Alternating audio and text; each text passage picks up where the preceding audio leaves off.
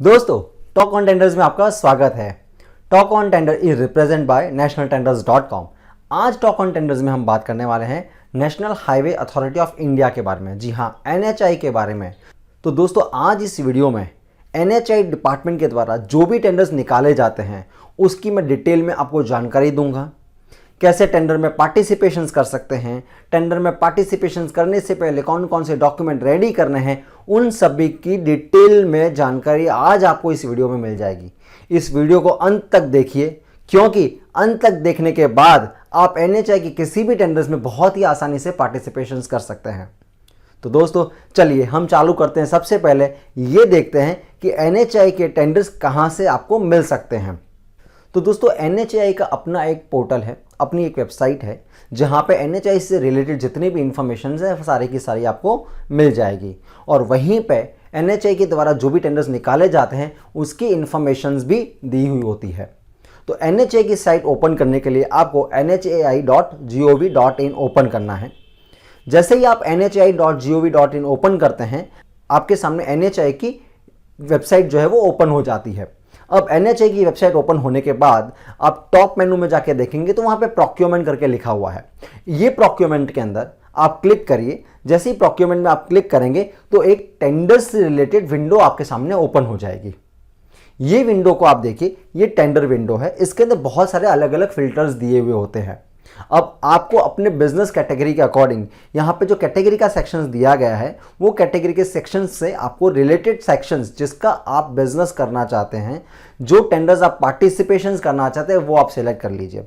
जैसे ही आप सिलेक्ट करके ओके करते हैं तो आपके सामने रिलेटेड सारे टेंडर्स आ जाते हैं। और इनमें से आप देखिए जो टेंडर्स आपको सूट करता है वो टेंडर्स की इंफॉर्मेशन के लिए आप व्यू मोर पे क्लिक कीजिए और वो टेंडर का डॉक्यूमेंट आपके सामने आ जाएगा। तो इस तरीके से आप अपने रिलेटेड, अपने बिजनेस से रिलेटेड टेंडर्स को बड़ी आसानी से सर्च कर सकते हैं और पा सकते हैं।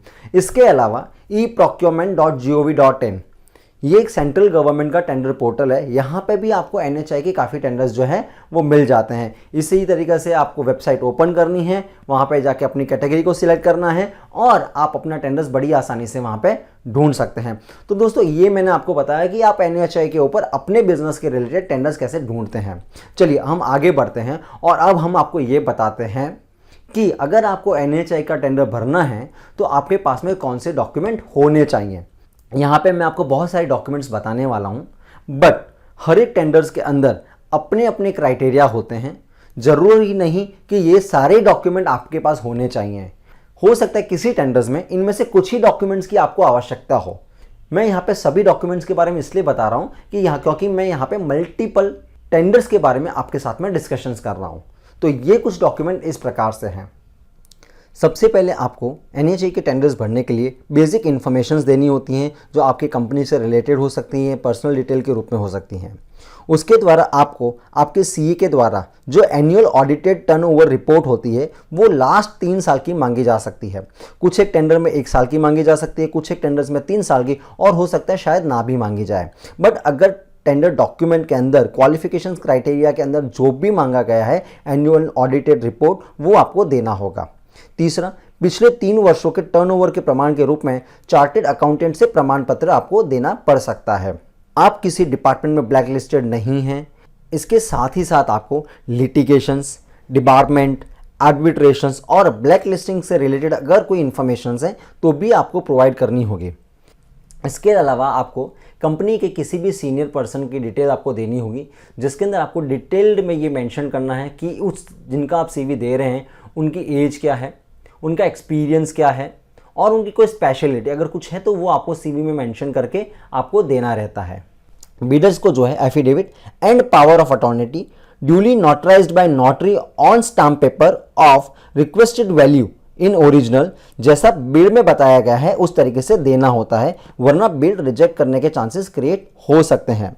बिडर्स को जो है सेल्फ अटेस्टेड की हुई photocopies ESI, PF, PAN number, PPF, labour licence, GST, इन तरीके के सर्टिफिकेट्स को जो है वो देना होता है। ये सभी सर्टिफिकेट ऑथोराइज सिग्नेटरी के द्वारा ड्यूली सर्टिफाइड होने चाहिए। अगर आपकी कंपनी प्राइवेट लिमिटेड है और आपके पास में सर्टिफिकेट ऑफ इनकॉर्पोरेशन है तो वो भी आपको प्रोवाइड करना होता है। बीडर चाहे प्रॉपर्टरशिप है, चाहे पार्टनरशिप है, चाहे प्राइवेट लिमिटेड फर्म है या चाहे कोई भी कंपनी है, उन्हें उनका लीगल स्टेटस जो है वो ओरिजिनल कॉपी के फॉर्म में सबमिट करना रहता है। तो दोस्तों ये मैंने बताया कुछ एक डॉक्यूमेंट जो कि आपको एलिजिबिलिटी क्राइटेरिया के फॉर्मेट में आपके टेंडर डॉक्यूमेंट मेंशन किए गए होते हैं। तो इन डॉक्यूमेंट को आपको प्रोवाइड करना होता है जब भी आप टेंडर में पार्टिसिपेशन करना चाहते हैं। अगर आप किसी भी डॉक्यूमेंट्स को देने में असक्षम होते हैं तो पॉसिबल है कि आप टेंडर्स में पार्टिसिपेशन करने से पहले जो टेक्निकल राउंड होता है उसमें आप रिजेक्ट किए जा सकते हैं। तो आपको ये बहुत ही ध्यान से देखने होते हैं, बहुत ही ध्यान से प्रिपेयर करने होते हैं। जहाँ पे आपको नोटराइज्ड करवाना है, जहाँ पे आपको ड्यूली साइन करना है, वो प्रॉपर तरीके से करके आपको अपलोड करना होता है, सबमिट करना होता है, जिससे आप टेक्निकल क्राइटेरिया में ईजिली क्वालिफाई हो जाते हैं। चलिए दोस्तों आगे बढ़ते हैं और अब मैं आपको बताऊंगा कि टेंडर्स के अंदर किस तरीके से पार्टिसिपेशन कर सकते हैं। आपको क्या करना है, eprocurement.gov.in जो वेबसाइट है उसको ओपन करना है।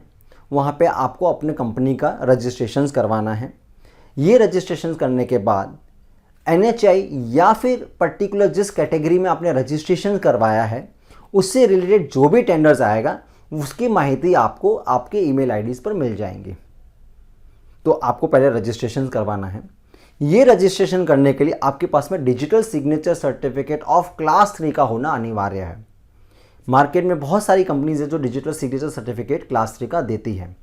इसमें से सीफी है, ई मुद्रा है, एनकोड है, ये कुछ एक कंपनीज के नाम में जो भी प्रोवाइड करती है। बट आपके पास में ये होना अनिवार्य है क्योंकि मैक्सिमम टेंडर्स आज के टाइम में ई टेंडर्स हो रहे हैं और ई टेंडर्स के वेरिफिकेशंस के लिए, सबमिशंस के लिए, इवन रजिस्ट्रेशंस के लिए आपको इनिशियली जो रजिस्ट्रेशन करना है उसके लिए भी क्लास 3 डिजिटल सिग्नेचर सर्टिफिकेट अनिवार्य है जो आपके पास में होना चाहिए।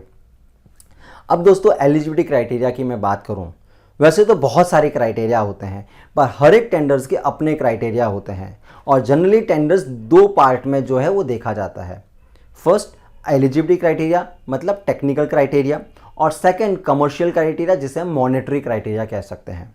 अब एलिजिबिलिटी क्राइटेरिया में क्या होता है कि आप जब टेंडर्स के डॉक्यूमेंट रिफ़र करते हैं, स्टडी करते हैं, तो उसके अंदर काफ़ी टर्म्स दी हुई होती हैं। ये टर्म्स के रूप में आपसे कुछ सर्टिफिकेट मांगे जा सकते हैं। ये टर्म्स के रूप में आपके commercially turnover certificate, turnover reports मांगी जा सकती है। ये एलिजिबिलिटी क्राइटेरिया के रूप में आपसे कंपनी की डिटेल्ड इन्फॉर्मेशन मांगी जा सकती है। तो आपको क्या करना है, ये जो PQC क्राइटेरिया जिसे प्री क्वालिफिकेशंस क्राइटेरिया कहते हैं, टेंडर डॉक्यूमेंट में जाके प्रॉपर तरीके से देखने हैं, स्टडी करने हैं और ये सारे के सारे आपके पास में डॉक्यूमेंट होने चाहिए। एक बार जब आप डॉक्यूमेंट कलेक्ट कर लें तो जिस भी पोर्टल पर ये टेंडर निकाला गया है उस पोर्टल पर जाके आपको रजिस्ट्रेशन करने के बाद ये सारे डॉक्यूमेंट अपलोड करने होते हैं। ये एक बार अपलोड करने पर जैसे ही टेक्निकल स्टेज क्लियर होता है, सेकेंड स्टेज आता है आपका मॉनेटरी राउंड, जहाँ पे आपको कमर्शियल रेट डालना है। जी हाँ, सेकेंड स्टेज जहाँ पे जो बिड है उसकी आपको प्रॉपर स्टडी करनी है, डिपार्टमेंट की क्या रिक्वायरमेंट है उसको, और उसके अकॉर्डिंग आपको रेट डालना होता है। जिस पार्टी का सबसे लो रेट होता है उस पार्टी को टेंडर मिलने के चांसेस हायर साइड हो जाते हैं। एक बार आपने ये दोनों स्टेज क्लियर कर दिया, फिर एवोल्यूशन राउंड होता है। सबसे पहले आपके टेक्निकल क्राइटेरिया को देखे जाते हैं, सारे डॉक्यूमेंट्स देखे जाते हैं और एक बार वो सारे वेरीफाइड हो जाते हैं उसके बाद आपकी कमर्शियल बिड ओपन की जाती है।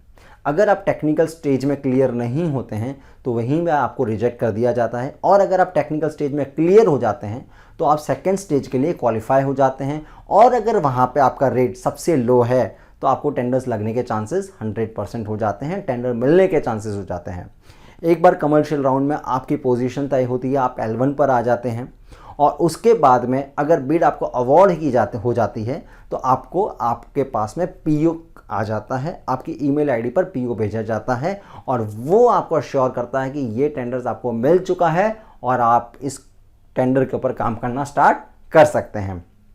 दोस्तों हर एक टेंडर्स के अंदर EMD और डॉक्यूमेंट कॉस्ट भी होती है। आप ये भी ज़रा देख लीजिएगा कि टेंडर्स की EMD क्या है, डॉक्यूमेंट कॉस्ट क्या है। जब भी आप टेंडर्स में पार्टिसिपेशन करते हैं और वहाँ पे अगर EMD दी हुई है और उस EMD के अंदर एग्जम्पशंस हैं तो आपको EMD का एग्जम्पशंस दिए गए रूल्स के अकॉर्डिंग मिल जाता है। अगर आप EMD में एग्जम्प्टेड नहीं है तो आपको EMD ड्यूरिंग टेंडर सबमिशंस भरना होता है, टेंडर कॉस्ट भरना होता है, तभी आप वो टेंडर्स के अंदर क्वालिफाई हो पाएंगे।